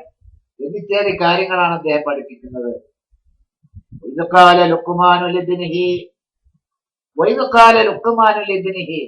ലുക്മാൻ അലൈഹി സ്വലാത്തു വസ്സലാം തന്റെ മകനെ വിളിച്ചു പറഞ്ഞ സന്ദർഭം, യാ പുനയ്യ, എന്റെ കുഞ്ഞുമകനെ, ലാ തുശ്രിക് ബില്ലാഹ്, നീ ഒരിക്കലും അല്ലാഹുവിൽ പങ്കു ചേർക്കരുത്. ഇന്ന ശിർക ലദുൽമുൻ അളീം, തീർച്ചയായും ശിർക്ക് വമ്പിച്ച അക്രമമാകുന്നു. അപ്പൊ ഒരു രക്ഷിതാവ് ആദ്യമായിട്ട് കുട്ടികളെ പഠിപ്പിക്കുന്നത് തൗഹീദാണ്, അല്ലാഹുവിന്റെ ഏകത്വം, ശിർക്കിന് വിരുദ്ധമായിട്ടുള്ളതാണ്. നമ്മൾ ഉപദേശിക്കേണ്ടതും അങ്ങനെ തന്നെയാണ്. ഒരു പ്രബോധകന്റെ ബാധ്യത ഖുർആൻ പഠിപ്പിക്കുന്ന അതാണ്. നബി ലാ ഇലാഹ ഇല്ലല്ലാഹ് ആദ്യം പഠിപ്പിച്ചത്, അല്ലാതെ സാമൂഹ്യ ജീവിതത്തിലേക്ക് പോവല്ലല്ലോ ചെയ്തത്. ശേഷം മാതാപിതാക്കളോടുള്ള ബാധ്യത അങ്ങനെ തന്നെയാണ് ഖുർആൻ പഠിപ്പിക്കേണ്ടത്. വഅബ്ദുല്ലാഹ വലാ തുശ്രികൂ ബിഹി ഷൈഅ, നിങ്ങൾ അള്ളാഹിനെ ആരാധിക്കണം, ശിർക്ക് വെക്കരുത്. വബിൽ വാലിദൈനി ഇഹ്സാന, മാതാപിതാക്കൾക്ക് നന്മ ചെയ്യണം. പണി അതന്നെയാണ്. വവസ്സൈനൽ ഇൻസാന, മനുഷ്യനോട് നാം ബലമായി കൽപ്പിച്ചിരിക്കുന്നു, ബിവാലിദൈഹി, അവന്റെ മാതാപിതാക്കളെ സംബന്ധിച്ച്. ഹമലത്തുഹു ഉമ്മുഹു വഹ്നൻ അലാ വഹ്നിൻ, അവന്റെ മാതാവ് അവനെ ഗർഭം ചുമന്നത് ക്ഷീണത്തിന്റെ മേൽ ക്ഷീണം സഹിച്ചുകൊണ്ടാണ്, കഷ്ടപ്പാടിന്റെ മേൽ കഷ്ടപ്പാട് സഹിച്ചുകൊണ്ടാണ്.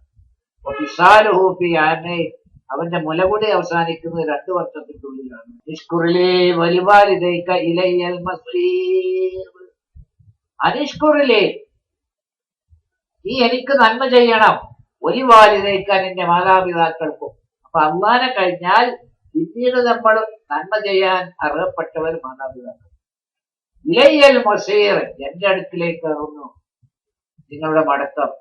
ഇങ്ങനെ അല്ലാതെ അള്ളാനെ ആരാധിക്കാതെ മാതാപിതാക്കൾക്ക് നന്മ ചെയ്യാതെ നിങ്ങൾ എന്റെ അടുത്തേക്ക് മടങ്ങിച്ചെന്നാൽ നിങ്ങൾക്ക് അപ്പോൾ അറിയാം അതിനുള്ള ശിക്ഷ എന്ന് അള്ളാന്റെ മുന്നറിയിപ്പാണ്. ഇലയ്യൽ മസീർ, മടക്കം എന്റെ അടുക്കിലേക്കാവുന്നു. പക്ഷെ മാതാപിതാക്കൾ എല്ലായിടത്തും അനുസരിക്കാൻ പറ്റൂല. തൗഹീദിന്റെ വിഷയത്തിൽ പറ്റൂല. നന്മയുടെ കാര്യത്തിൽ പ്രവാചകൻ പഠിപ്പിച്ചതിന് വിരുദ്ധമായിട്ട് ചെയ്യണമെന്ന് മാതാവും പിതാവും ലോകത്താര് പറഞ്ഞാലോ കേൾക്കാൻ നമുക്ക് മതിയില്ല. വൈജാഹദാക്ക, ആ 2 പേരും നിന്നോട് ശ്രമിച്ചാൽ, അല്ലെങ്കിൽ പറഞ്ഞാൽ, അലാ തുശ്രികബി, എന്നിൽ പങ്കു ചേർക്കാൻ, മാലൈസലക ബിഹി ഇൽമുൻ, നിനക്ക് അറിവില്ലാത്ത വസ്തുക്കളും കാര്യങ്ങളും ഒക്കെ എന്നിൽ പങ്കു ചേർക്കണം എന്ന് പറഞ്ഞാൽ, ഫലാ തുതിഉഹുമാ, നീ അവരെ അനുസരിച്ചു പോകരുത്.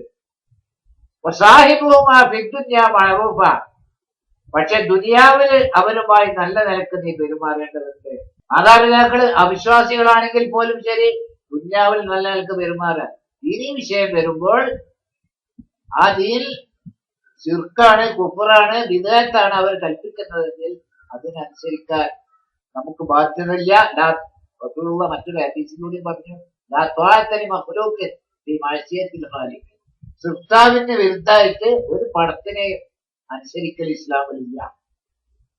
അപ്പൊ അള്ളാഹ്ക്ക് എതിരാണ് എന്ന് ആര് പറഞ്ഞാലും പടച്ച തമ്പുരാന് എതിരാണെങ്കിൽ അത് അനുസരിക്കേണ്ട ബാധ്യത നമുക്ക് ആർക്കില്ല. സാഹിബുഹുമാ ഫിദ്ദുനിയാ മഅറൂഫ, ആ ദുനിയാവിലെ അവരുമായി നല്ല നിലക്ക് പെരുമാറും.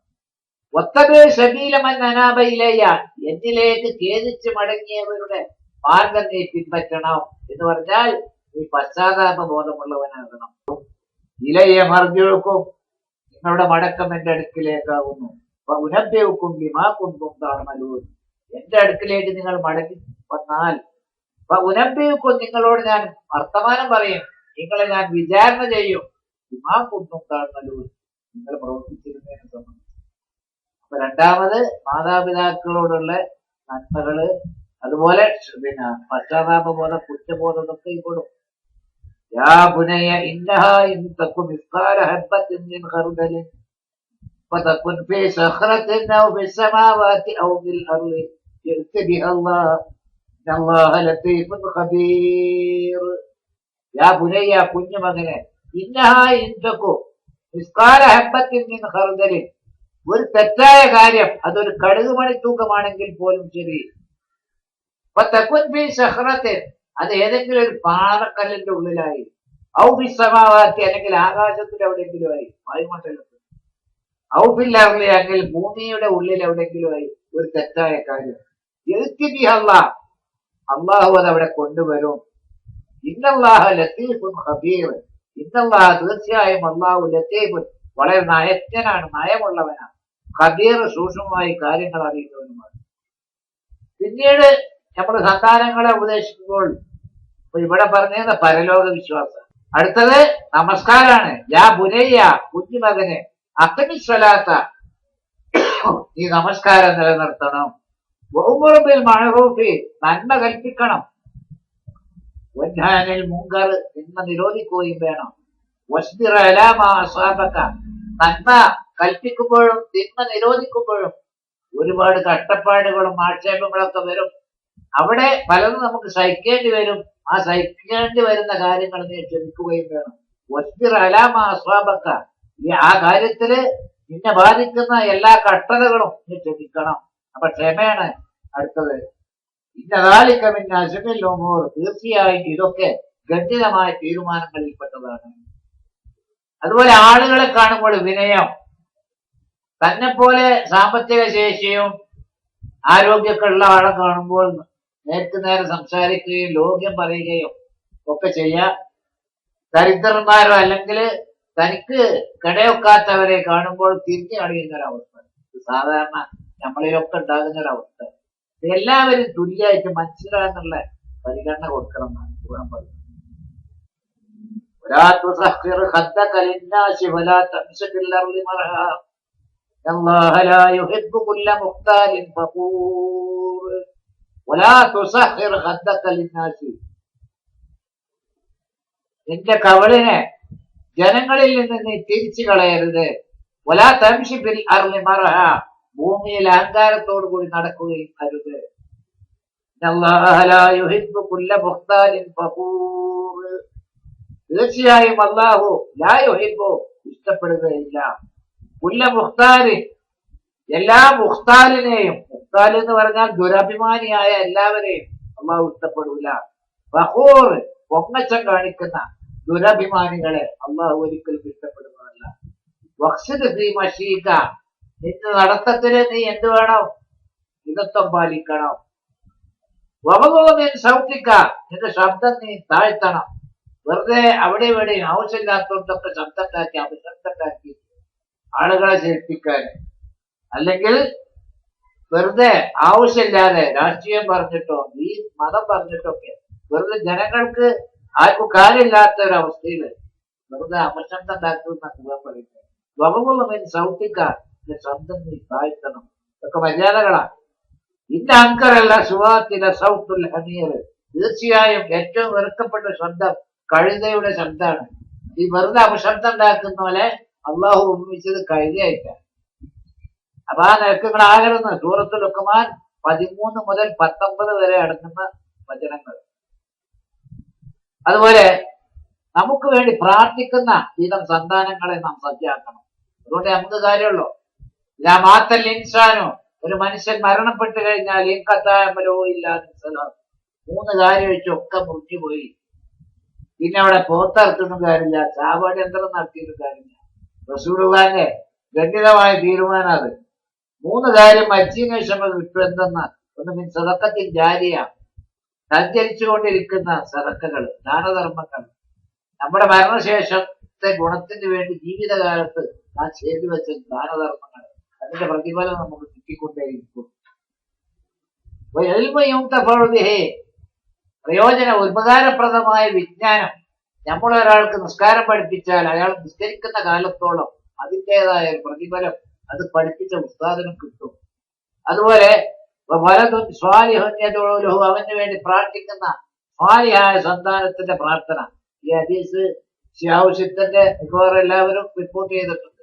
അപ്പോ സ്വാലിഹായ സന്താനങ്ങളുടെ പ്രാർത്ഥന, അങ്ങനെ നമ്മുടെ മക്കളെ സ്വാലിഹാക്കാനുള്ള ശ്രമം നടത്തിയിട്ടേ കാര്യമുള്ള. പരലോകത്ത് മെച്ചപ്പെടണമെങ്കിൽ മക്കളെ സ്വാലിഹാക്കാനുള്ള ശ്രമം നമ്മൾ ഉണ്ടാക്കണം. അവരുടെ പ്രാർത്ഥനയെ നമ്മുടെ മരണശേഷം മറ്റൊന്ന് നമുക്ക് ലഭിക്കുക. മയ്യത്ത് പ്രാർത്ഥന മൊത്തത്തിൽ അള്ളാഹു സ്വീകരിക്കും. പ്രാർത്ഥന സത്യവിശ്വാസികള് പരസ്പരമുള്ള എല്ലാ പ്രാർത്ഥനയും അള്ളാഹു സ്വീകരിക്കും എന്ന മൊത്തത്തില് മനസ്സിലാകുന്നത്. ആ കൂട്ടത്തില് മക്കളുടെ പ്രാർത്ഥനയ്ക്ക് പ്രത്യേകത മനസ്സിലാക്കണം.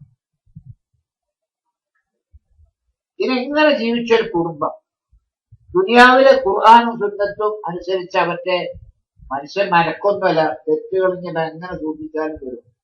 ആദം നബി അലൈഹി ഇസ്ലാമിന് ഒരു തെറ്റ് ചെയ്തിട്ടാ ദുനിയാവർക്ക് അല്ലാഹ് ഇറക്കിയത്. അതെന്തിനാ? എന്തിനാ അവിടെ ആ സ്വർഗീയ ലോകത്ത് വെച്ചിട്ട് ആനന്ദവിനെ കൊണ്ട് അള്ളാഹ് ഒരു തെറ്റ് ചെയ്യിച്ച് ഭൂമിയിൽ വെച്ചിട്ട് തോന്നിയിച്ച എന്തിനാ മനുഷ്യവർഗത്തിന്റെ സ്വഭാവം ഇതാന്ന് മനസ്സിലാക്കാൻ. അപ്പൊ ആനന്ദവി ഒരു പ്രവാചകനാണ്, മനുഷ്യവർഗത്തിന്റെ ആദ്യ പിതാവ്. അപ്പൊ അദ്ദേഹത്തെ കൊണ്ട് തന്നെ തെറ്റ് ചെയ്യിപ്പിച്ചിട്ട് മനുഷ്യന്റെ പ്രകൃതി അള്ളാഹു ലോകത്തിന് പഠിപ്പിച്ചേക്കുക. അപ്പൊ തെറ്റുകൾ നമ്മളെടുത്ത് വരും. ഒരു തെറ്റുണ്ടാവുമ്പോ കുറ്റബോധം വേണം. കുറ്റബോധം പശ്ചാത്തപിച്ചിട്ട് നന്മയിലേക്ക് മടങ്ങാം. പിന്നെ ആ തെറ്റിലേക്ക് മടങ്ങാതിരുന്നാൽ നമ്മുടെ തെറ്റുകളൊന്നും നന്മയാക്കി മാറ്റുന്ന അതൊക്കെ ഓരോ വിഷയമായിട്ട് പറയേണ്ട കാര്യങ്ങളാണ്. ഏതായിരുന്നാലും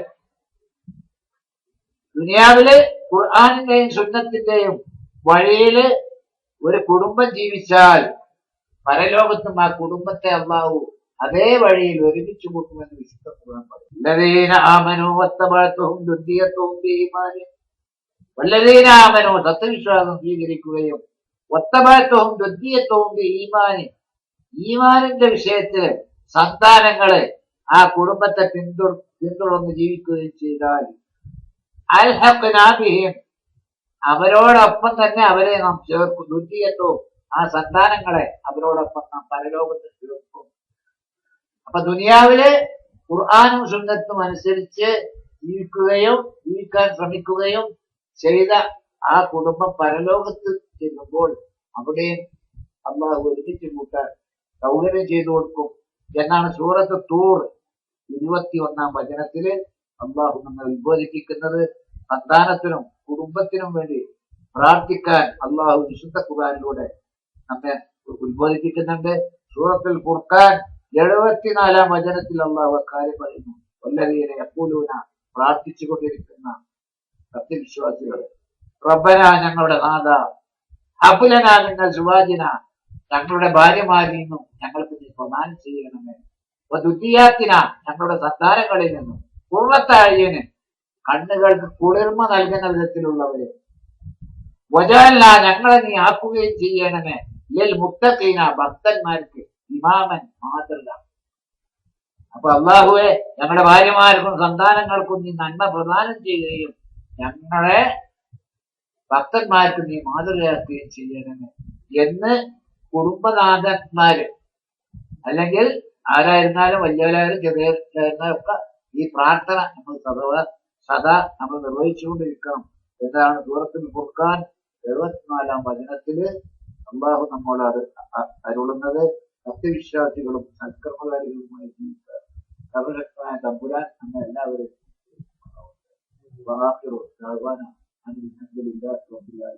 അസ്സലാമു അലൈക്കും.